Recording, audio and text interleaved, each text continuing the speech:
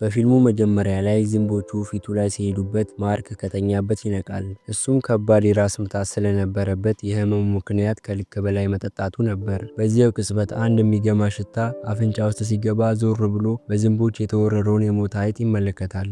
ማርክም ደንግጦ ቀና ብሎ ሲቀመጥ በአንድ በጣም እንግዳ በሆነ ክፍል ውስጥ እንዳለ ያስተውላል። ክፍሉም ባዶ ሲሆን ግድግዳው ላይ ካለ አንድ ቁም ሳጥንና ጣሪያው ላይ ካለ አንድ መብራት በስተቀር ምንም ነገር አልነበረውም። ትልቁ የብረት በር ይህ ቦታ የንብረት ማከማቻ መሆኑን ያሳያል። ማርክ በሩን ለመክፈት ቢሞክርም እጀታው ግን ንቅንቅ ሊልለት አልቻለም ነበር።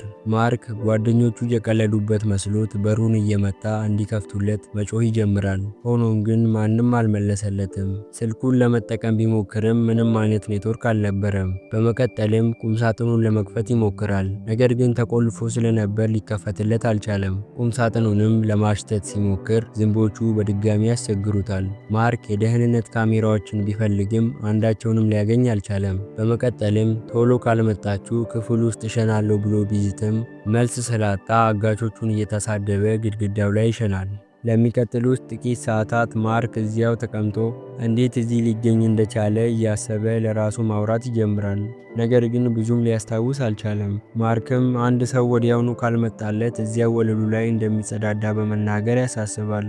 ከዚያም እየጮኸ እንደተራበ እንደተጠማና ስራ ስለቀረ ለአለቃው መደወል እንዳለበት በመናገር በሩን በኃይል መምታት ይጀምራል። ድምፁም እንዲጎላለት ቀበቶውን አውልቆ በሩን በቀበቶው ብረት ይደበድበዋል። ይሁን እንጂ ሁሉም ነገር ከንቱ ልፋት ነበር። ለተወሰነ ደቂቃ መልስ ስለማጣቱና ስለሞተው አይጥ ግማት ካማረረ በኋላ ቁምሳጥኑን መርገጥ ይጀምራል።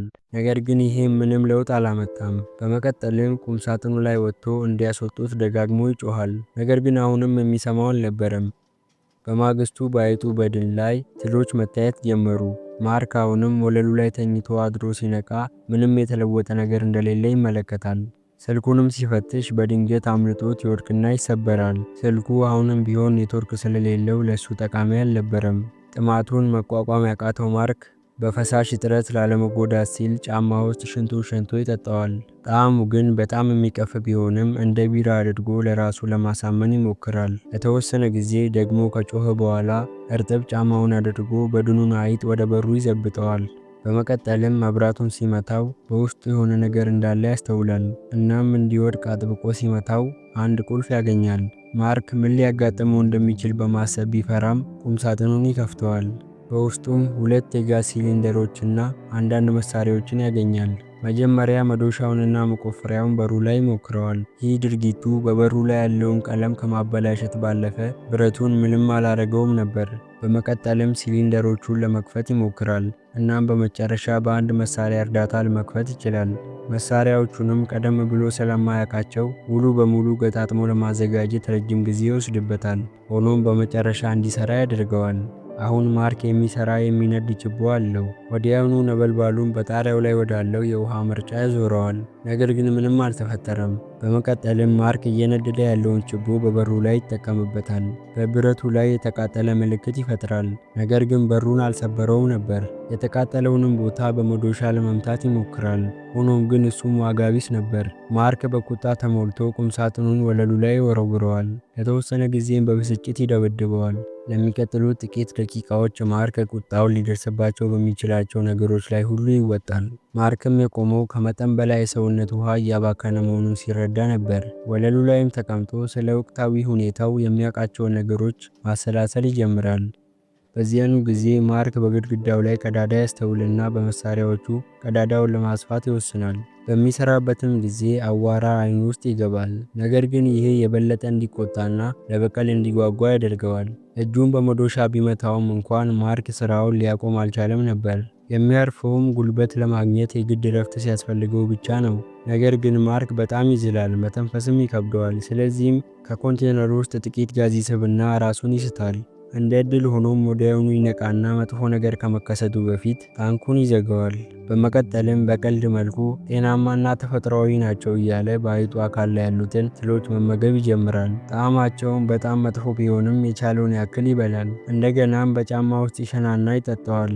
ይህ ድርጊቱም ሊያስመልሰው ተቃርቦ ነበር። ለተወሰነ ጊዜ በግድግዳው ላይ ከሰራ በኋላ ማርክ የብረት ማጠናከሪያዎችን ያገኛል። ወዲያውኑም የሚነደውን ችቦ ያመጣና ብረቱን በተሳካ ሁኔታ በነበልባሉ ይቆርጠዋል። እሱም የግድግዳውን ብረት ላይ የደረሰ መስሎት በቅርቡ እንደሚወጣ ይናገራል። ከዚያም በቁም ሳጥኑ ላይ እንዳለ እንቅልፍ ይወስደዋል። ከጥቂት ቆይታ በኋላ ዝንቦቹ ማርክን እንደገና ይቀሰቅሱታል።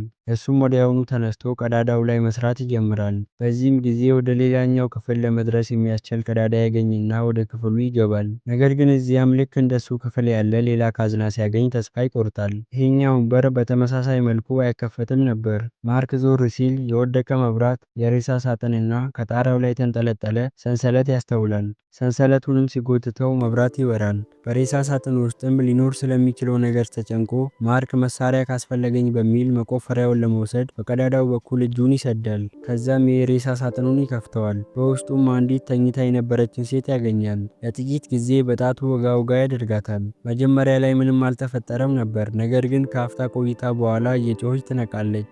ሴትይቷም ማርክ ሊጎዳት የፈለገ መስሏት ትደነግጣለች። እሱ በማይረዳው ቋንቋ እያወራችም ወደ በሩ ትሮጣለች። በሩም ሊከፈት ስላልቻለ በቀዳዳው በኩል ወደ ሌላኛው ካዝና ትሄዳለች። ማርክም ምንም አይደለም ሰላም ነው እያለ ሊከተላት ይሞክራል። ነገር ግን ይህ ድርጊቱ የበለጠ እንድትጮህ ያደርጋታል። ስለዚህም ማርክ እዚያው ባለበት ይቆያል። ማርክ ሁሉ ነገር ሰላም ነው ብሎ መናገሩ ምን ያህል አስቂኝ መሆኑን ሲረዳ እየሳቀ መሬት ላይ ይወድቃል። ሳቁን የሚያቆመውም ሴትይቷ አይጡን በቀዳዳው በኩል ስትወረውርበት ነበር።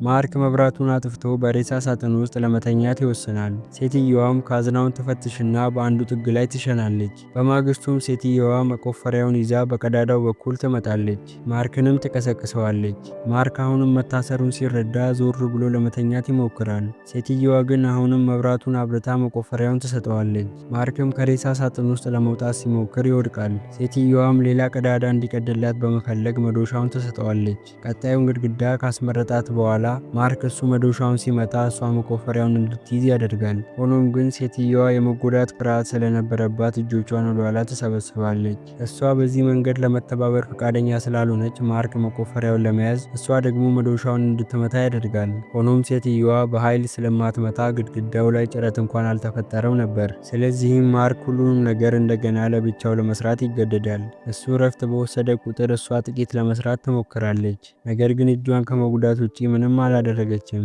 ማርክም እሷን እየተመለከተ ማን እዚህ እንዳስገባቸው እያሰበ ወደ እሷ የመሳብ ስሜት ማሳየት ይጀምራል። በድንገት ሴትየዋ ለመሽናት ወደ ሌላኛው ክፍል ትሮጣለች። ማርክም ይከተላታል። እሷ ግን ሊያጠቃት የፈለገ መስሏት ራሷን ለመከላከል የመስታወት ስባሪ ታነሳለች። እሱ ግን አንዱን እግር ጫማ ወርውሮላት በምልክት እንድትሰናበትና ለእሱ እንድትሰጠው ይጠይቃታል። መጀመሪያ ላይ ሴትየዋ እምቢ ትላለች። ማርክ ግን ሀሳቧን እስክትቀይር ድረስ ይጮህባታል። እሷም ከመሽናቷ በፊት ፊቱን እንዲዞር ታደርገዋለች። ከዚያም ጫማውን ትመልስለታለች። ከዚያም ማርክ ሽንቷን እንጠጣና እሷም የሰውነት ፈሳሽ እንዳያጥራት ጥቂት ይተውላታል። በተጨማሪም አንዳንድ ትሎችን ይበላል። ለእሷም ሊያካፍላት ይሞክራል። እሷ ግን ፈቃደኛ አልሆነችም። ማርክ አይጡን ለመብላት ሲሞክር ሴትየዋ ታስቆመዋለች። ምክንያቱም አይጡን መብላቱ እሱን ከመጥቀም ይልቅ ሊያሳምመው ስለሚችል ነበር። ቆይቶ ማርክ እየሰራ ሳለ ሴትየዋ በአፍሪካ ስላለው የቤት ውስጥ ህይወቷ እየተናገረች ታለቅሳለች። እሱ ግን አሁንም ሊረዳት አልቻለም።